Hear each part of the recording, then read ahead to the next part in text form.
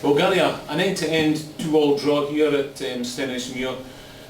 Do you think that game's actually galvanised your squad in terms of what they went through at the beginning? We had a late call, very late call out with Callum Tappan. Yeah, listen. I think first and foremost, what you said first, I think it was a really entertaining game. Both teams went for it, and probably at the end of the day, a draw was a fair result. But I do think right now, myself, the squad, we're getting tested to the absolute maximum just now. We lost Lou's kid during the week in training. Last 5 minutes of training, he's got to be out for a number of weeks. And then at 2:50 today, Callum Tappan's felt his calf. Probably got to lose him for a couple of weeks. Late change to the team. Then we've lost Kieran Bryan during the game to an injury. And Innes is playing with an injury. And one or two other knocks, and the squad's really getting tested. We lost Danny Hanlon a couple of weeks ago. We've got long-term injuries to Crane, McIntyre, Shanley, Hamilton. Sorry, I've never seen anything like it, if I'm being honest. So for the players then to put in that type of effort and commitment, and sort of pull themselves back off the floor after a deflection's put us 2-1 behind. It speaks volumes of them, and I'm delighted for them. I was really, really proud to be their manager today. Yeah, in the early stages of the first half there, as you say, you had Kieran Burns just chucking his body in front of the ball. You're getting it cleared off the line. That was probably the spirit, the whole team kind of got into. It was just going to be a solid performance from them. But however, we were still creating a lot of chances ourselves. We had 3 chances cleared off the line. Yeah, listen, we knew that you get asked questions with Stenhousemuir. They can play football. They normally try and play out for the back. We stopped that really well today. Stopped them building for the back. We had worked on that. And they ask you questions in terms of they've got some good players, but they're also not scared to go long. They like to take long throw-ins. They've got a lot of height in their team. Mm-hmm. So we felt we had to match up to that a wee bit today as well, but also try and cause them a few problems. Hence, we played Jinky in the middle more with Innes, trying to get forward, and we went with the 2 through the middle. And overall, a lot of things I'm really, really happy with. The things that I picked up on with the players was just small mistakes, things like needless corners, silly fouls, things like that, which I suppose you're always going to get, but that was a really good performance, as I say, especially when Kieran goes off. You're having to bring Alan Smith on to play out of position, because I didn't really want to change the shape of the team because the shape was working, and I had to bring Alan on into a false position really, and he's doing his best, but it's not his position, and he's working his way back to fitness for a horrendous injury, and you've got that as well, so added up, to get a point away from home, it's a good result for us and a good performance.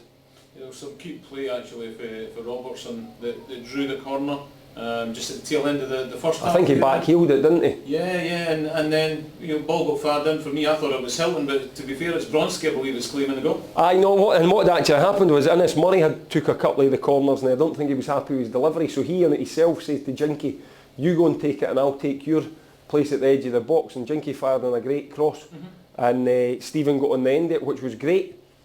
Excellent, and got in at half time, good 1-0 up. You always know they're going to come at you. Yeah. O'Reilly had a good bit of wing play, stepped inside, created a yard for himself, lovely cross, and we've got a man next to Crichton, but Crichton beats us in there, lovely header for him as well, 1-1. Then we sort of came through that again, it was going back and forward, and as I say, you get a bit of bad luck, that Riley, again, good bit of play for him on the wing, he cuts inside, he hits it. I think Stephen's diving to cut out the cross, and Brian's diving at the same time to cut out the cross, and it hits Stephen and loops over Brian. Really bad luck, and at that stage, you think to yourself, well, that just sort of sums up our day, what's happened before the game with Tappy and Kieran going off. But we then changed the formation again, tried to get Alan Smith into a more natural position, and I can't remember who played the ball through to Robbo.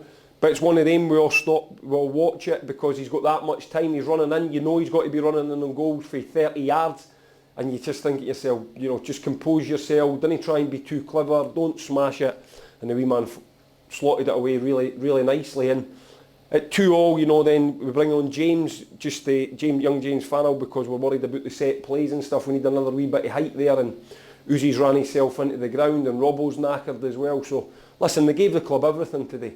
They gave them absolutely everything, and that's all you can ask for if you're a fan, a board member or the manager of the club, that the players give you everything. They've certainly done that today. Yeah, just talking about that second goal, like you say, Robbo latching on to the through ball, there's still a lot of space between him and getting to... Listen, I never really was in that position in my career, but I'd imagine it's the worst time for a striker, when it comes across and you've just got a second and it's just natural, you just hit it. But there he's running in for 20, 25, 30 yards, he'll be thinking, where's the defender? Do I go round the goalie? Do I shoot? Do I blast? Do I place it? Luckily for us, he chose the right, and the way the wee man's playing the now with his confidence, I would have expected him to finish that. And he was unlucky just before it, he nearly got away, and I think the lad made a great last-ditch challenge, and he maybe actually hurt his knee in that challenge, the lad, the centre-half. So, no, listen, you're right, we carried a threat today. We didn't last week against Annan, we spoke about that. And I challenged the attacking players in the team, if you want, Jinky, Innes, Robbo, Uzi, to step up today, and they've done that. We were a threat, and it's... I'll enjoy the performance tonight, and then I'll worry about next weekend tomorrow, because at this moment in time, if we were to play again on Monday, we've got 14 fit bodies and 2 of them are goalkeepers. So that sort of tells you how stretched we are just now. So say to the lads, just keep hanging in there, keep digging out results, point here, win there. Listen, every now and then you've got to have a performance that everybody's not happy with.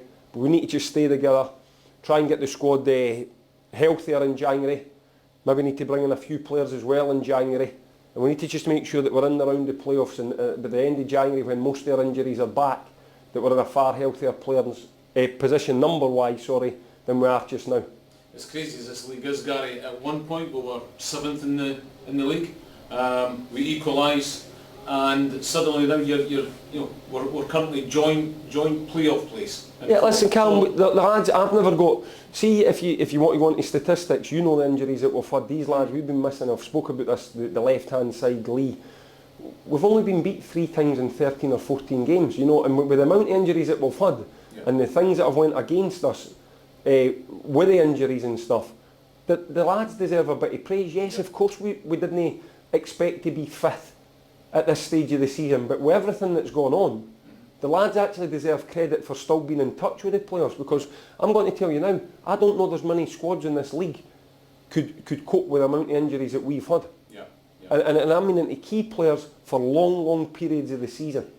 And we just have that sort of siege mentality in the changing room, that it's us against everybody else, and we stick together and we know what we can do and what we've not got, for example, just now with people that are missing.